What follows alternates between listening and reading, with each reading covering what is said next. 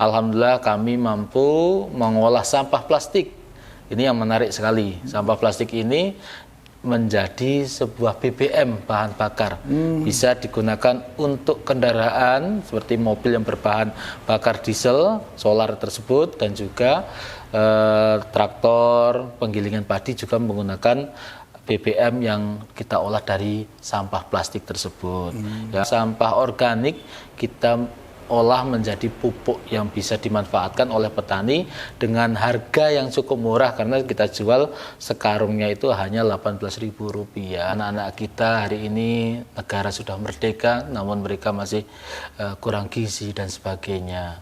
Dengan ini kami pemerintah desa memberikan bantuan sedikit susu tambahan bagi ibu hamil dan juga anak-anak di bawah usia 2 tahun agar bayi yang nantinya lahir ataupun sudah lahir tidak mengalami stunting.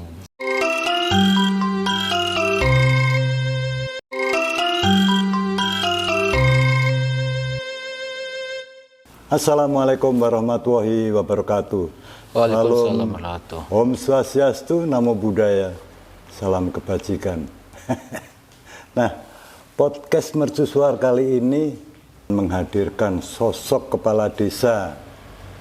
Ini Desa Talon Ombo yang sudah terkenal, dan ini adalah Bapak Kepala Desa yang penuh inovatif, terutama untuk membangun desanya, bagaimana untuk bisa memakmurkan masyarakatnya.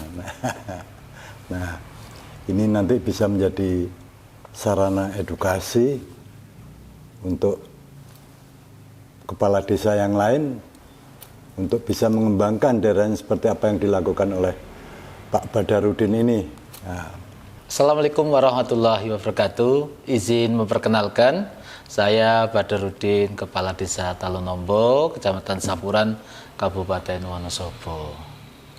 Ya, Pak Badarudin ini, saya pernah main ke sana nih, kok ada sesuatu yang luar biasa di antara desa-desa di Wonosobo ini. Iya. Ada juga pendopo, kemudian apa namanya S3R. Ya, ini sebenarnya Talon Ombo ini mau seperti apa, mau dibawa kemana gitu? Iya. Talon Ombo ini ada joglo satu-satunya di Indonesia, yaitu Joglo Soekarno berada di Talon Ombo.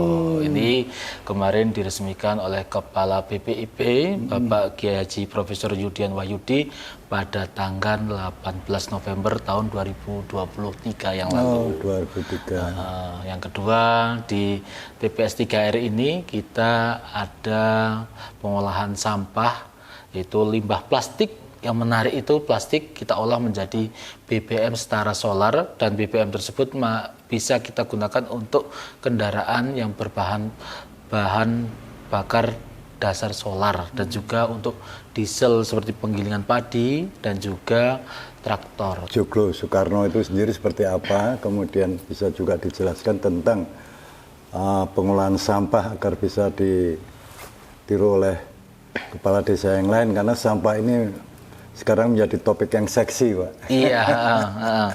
Ya, kita mulai dari Joglo Soekarno. Dengan adanya Joglo Soekarno di Talon Ombo menjadi pusat kegiatan bagi masyarakat, baik tingkat desa maupun juga tingkat nasional. Kenapa kita hari ini menyampaikan skup yang besar tingkat nasional? Alhamdulillah dengan adanya Joglo Soekarno dan juga pengelolaan sampah TPS 3R di Desa Talon Ombo ini banyak kunjungan, baik dari lokal maupun nasional. Ini kemarin yang terbaru ada kunjungan dari SD Alam Cikeas di Bogor, Jawa Barat. Ini ada juga dari Kabupaten Garut akan berkunjung teman-teman kepala desa, dan juga Pak Camatnya akan rawuh besok hari Senin ini. Dan tentunya di Joglo Soekarno ini menjadi agro eduwisata, di mana memperkenalkan dunia pertanian, perikanan, peternakan menjadi satu wahana edukasi bagi anak-anak sekolah dan juga orang perkotaan. Ini selaras dengan program Kampus Merdeka, Merdeka Belajar. Ini selaras dengan apa yang dicanangkan oleh Menteri Pendidikan dan selaras kita sambut di Desa Talon Ombo. Yang kedua, khusus pengelolaan sampah, kami sangat prihatin. Dari awal mula keprihatinan kami beserta masyarakat, kami membangun TPS 3R reuse, reduce, recycle ini, alhamdulillah kami mampu mengolah sampah plastik.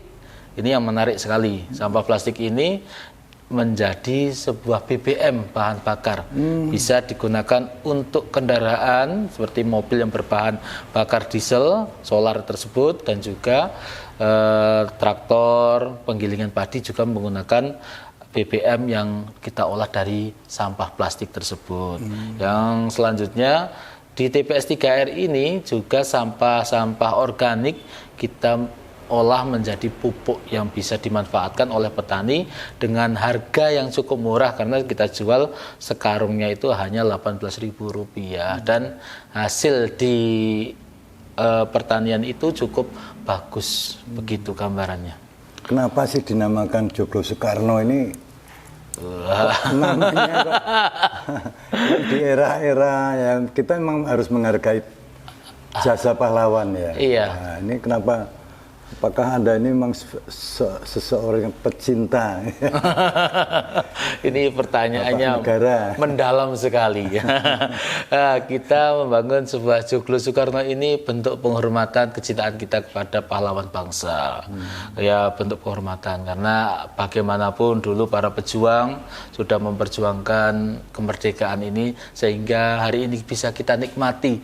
Hidup tentram, ayem, adem, damai, cukup makan, tidur nyenyak. Dan ini kan bentuk penghormatan kita kepada pahlawan. Tentunya dengan nama Joglo Soekarno ini nantinya harapan kami menjadi pusat studi bagi anak-anak sekolah dan juga masyarakat luas, dan tentunya untuk berjejaring tingkat nasional seperti itu.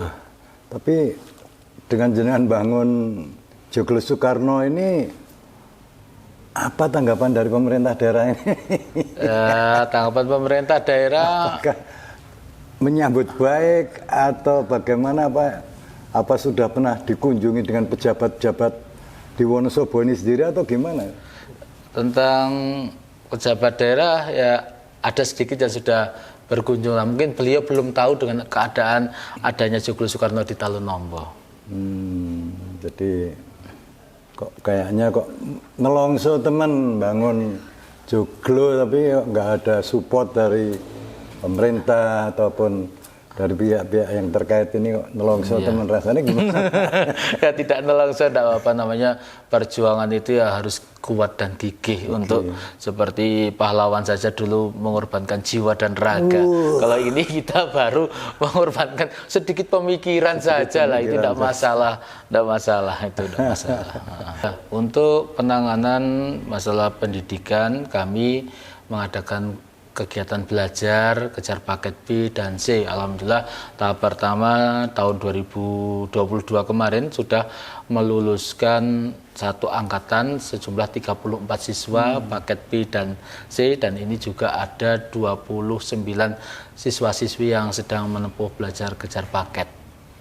Biayanya gratis menggunakan anggaran dana desa. Total gratis. Gratis, pendidikannya gratis. Harus disupport pokoknya ini.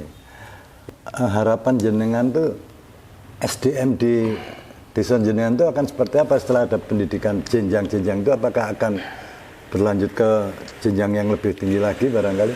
Ya, harapan kami dengan adanya anak-anak ini, masyarakat ikut belajar kejar paket B dan C ini bisa melanjutkan ke jenjang lebih tinggi, ke universitas.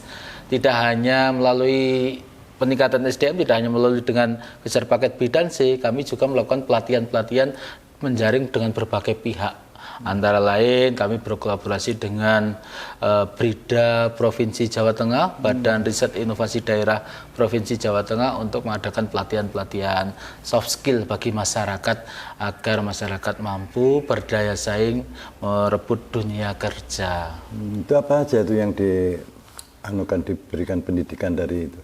Kami dari BRIDA itu ada mesin serut untuk membuat tusuk sate, tusuk gigi. Alhamdulillah ini bisa diproduksi oleh masyarakat, pemuda-pemudi untuk kegiatan perekonomian masyarakat. Karena Wonosobo itu banyak bambu yang melimpah ruah. Pemasarannya seperti apa, Pak? Alhamdulillah pemasarannya cukup bagus. Kita dengan cara offline dan online. Pak. Online itu menggunakan telepon, WA, dan juga Facebook dan juga lain-lainnya. Itu pemasaran sudah sampai mana, Pak? Ya sementara waktu sekitar Keduh dan DIY lah. Keduh DIY ya.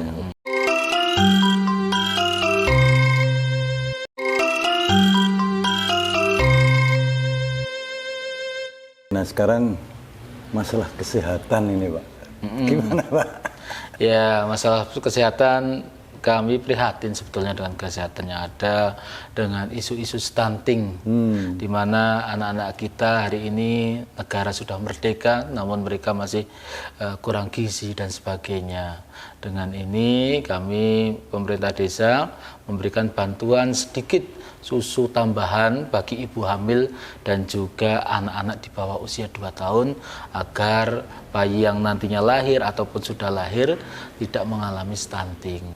Di Joglo Soekarno ini ramai sekali. Dalam artian kami juga membuat kandang komunal di mana nanti warga yang serumah dengan hewan ternak nanti bisa dikandangkan di kandang komunal itu untuk menjaga lingkungan bersih dan juga ketika seperti panjangan minat beternak namun tidak ada lahan, nah nanti bisa dikandangkan kandang komunal tersebut. Kami juga membangun jalan-jalan usaha tani dan irigasi untuk kemudahan akses petani ke persawahan.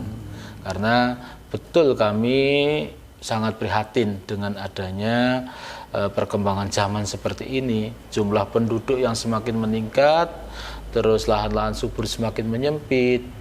Keran import 19 negara sudah ditutup, tidak mengimport pangan ke negara kita, lah ini ancaman pangan semakin dekat. Maka dari itu kami memang betul-betul menggelorakan pertanian terpadu, di mana nanti ketika ada pertanian terpadu ini tumbuhnya SDM, masyarakat minat bertani, terus produktivitas pertanian meningkat, pasca panen juga bisa diolah ataupun dijual dengan harga yang cukup tinggi.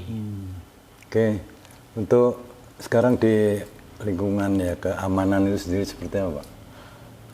Keamanan lingkungan desa. Iya, Ya. ada rondo atau apa gitu. Keamanan tingkat desa ya masyarakat berbaur bersama-sama menjaga stabilitas keamanan desa melalui kegiatan-kegiatan di lingkungannya. Oke, nah ini sekarang kan tahun politik, Pak. Ya. Kira-kira gimana ini untuk, kan kebanyakan ini kan calon-calon ini kan suka gerilya, masuk ke kampung-kampung, ke desa untuk menarik simpatik. Itu bukan karena menjual program, tapi mereka biasanya memberikan sesuatu. Ini gimana kira-kira antisipasinya untuk menghadapi itu? Iya. Ya, harapan kami kepada masyarakat luas ketika musim pilkada dan sebagainya, pil-pil ini kita cermati calonnya siapa, terus latar belakangnya siapa, terus apa yang sudah dilakukan beliau sebelumnya untuk pembangunan jangka panjang yang akan kita nikmati ataupun kita rasakan 5 tahun ke depan. Dan efek dari kegiatan pilkada ini tidak hanya 1-2 tahun, tapi bisa berpuluh-puluh tahun yang kita rasakan baik buruknya di tangan kita sendiri. Jangan terus tergiur, nuwun sewu, mohon maaf ya, tergiur iming-iming, tapi bagaimana seorang pemimpin yang bisa memberikan program mendasar, meluas kepada masyarakat yang bisa kita rasakan nantinya. Ya memang ini nih rawan sekali nih. Jadi mau nggak mau ya harus. Jadi harapannya apa, Pak, untuk pilkada ini, Pak? Harapannya ya melahirkan pemimpin yang bagus, yang bisa mengayomi masyarakat, memberikan terobosan-terobosan, apalagi dengan slogan hari ini menyambut Indonesia Emas di tahun 2045 lah. Ini di tahun 2045 ini adalah Indonesia Emas yang harus dipersiapkan dari hari ini, sejak sekarang lah. Ini pemimpin harapannya yang membuat kegiatan-kegiatan ke arah lebih jauh, memberikan kesempatan para pemuda-pemudi untuk bergabung di government agar mereka tahu dan juga bisa ikut peran serta dalam membangun sebuah kabupaten, sebuah provinsi dan juga sebuah Indonesia yang hari ini sudah ditunjukkan oleh oleh negara hari ini dengan Mas Gibran masuk ke wakil presiden. Ini adalah suatu langkah yang baik untuk mewadahi nanti aspirasi generasi gen muda ini. Yeah. Nah, kita berlanjut lagi, ini ada sesuatu yang menarik ya, bahwa ternyata ini diam-diam ini beliau ini sudah banyak mendapatkan berbagai penghargaan. Mungkin bisa diceritakan, Pak? Ya, kalau penghargaan sih mungkin impact dari kegiatan ya, Pak. Iya. Bukan suatu keinginan kita. Alhamdulillah saya mendapatkan penghargaan Muldoko Award tahun 2021 di Wisma Kalia Jakarta, dan kemarin di Bandung 100 pemimpin pembawa perubahan itu termasuk di dalamnya, dan juga alhamdulillah saya anak desa juga ikut merasakan kemegahan, kemeriahan, kesakralan upacara HUT RI di Istana Negara. Alhamdulillah sudah 2 kali. Luar biasa, 2 kali ini. Nah, Pak, sampai ini kan kepala desa ya, seharusnya kan duduk manis di kantor ya. Iya. Masih dodolan apa-apa itu ngatur waktu ini piye, Pak? Iya, karena kepala desa seperti saya harusnya memang biasa bekerja dan aktif. Alhamdulillah saya masih nyambi kegiatan beternak bebek, terus berjualan online, menghantar pesanan ke sana ke sini. Ketika saya ada rapat kumpulan di Wonosobo, mungkin ada sekitar yang pesan akan saya hantarkan. Seperti itu, ukur menambah pendapatan diri kami, seperti itu ekonomi. Gimana ngatur waktu nih, Pak? Bisa, semuanya bisa, tergantung niat dan tekad kita. Karena basic memang kita dulunya pernah bekerja di luar negeri, dan alhamdulillah di luar negeri saya menjadi manajer perusahaan, 4 perusahaan sekaligus. Jadi saya sudah biasa tekanan dan bekerja itu berlari. Tidak hanya santai-santai, itu tidak. Moto hidup saya adalah kerja. Kerja seperti Pak Jokowi ya. Oh iya, seperti beliau lah sedikitnya, lebih kurang seperti itu. Iya, oke. Kalau biasa kerja di luar negeri, sekarang kalau melihat kondisi seperti di Indonesia ini, ada ketimpangan apa kira-kira dalam sisi pekerjaan penjenengan? Oh, mohon maaf ya, kalau di luar negeri mungkin lebih menekankan kedisiplinan dan juga target. Nah, kita karena kerja di perusahaan, tepat waktu, target itu penting sekali. Mohon maaf kalau di Indonesia secara umum ya masih kumpulan ini jam 9, nanti mulai jam 10. Dan kegiatan-kegiatannya belum begitu terarah pasti. Termasuk pejabat-pejabat ada undangan jam 9, datang bisa jam 10 ya. Itu sudah umum. Gimana merubah kita itu sudah umum. Memang disiplin itu paling penting ya. sekali ya. Jadi disiplin, kemudian apa namanya, attitude ya. Iya. Itu harus memang penting sekali. Nah, ini kaula muda mungkin bisa mengambil sisi positifnya dari perbincangan kita ini, bisa menjadi edukasi, dan kemudian bisa akan membuat diri sendiri. Nah, sekarang yang paling penting bagaimana kita jangan mengandalkan mencari kerja ya, Pak ya. Iya. Nah, menurut jenengan gimana? Ya, menciptakan peluang kerja walaupun kita harus sambil bekerja. Ini adalah solusi yang terbaik, adalah kita bekerja dan sambil menciptakan peluang kerja. Peluang kerja untuk orang lain barangkali. Iya, untuk diri sendiri dan juga orang lain. Itulah, mudah-mudahan semuanya akan bisa menjadi lebih baik. Amin. Dan bisa dicontoh bagi kepala-kepala desa yang ada di Wonosobo ini, yang jumlahnya 200 berapa ya? 236. Ya, semoga kalau setiap desa itu bisa melakukan hal seperti yang dilakukan oleh Pak Badarudin ini, saya yakin sekali akan desa-desa tersebut akan menjadi makmur. Amin. Makmur ya, Amin. Sehat, tingkat pendidikan maju, semuanya sejahtera intinya. Amin. Kita akan bertemu lagi di episode selanjutnya. Wassalamualaikum warahmatullahi wabarakatuh.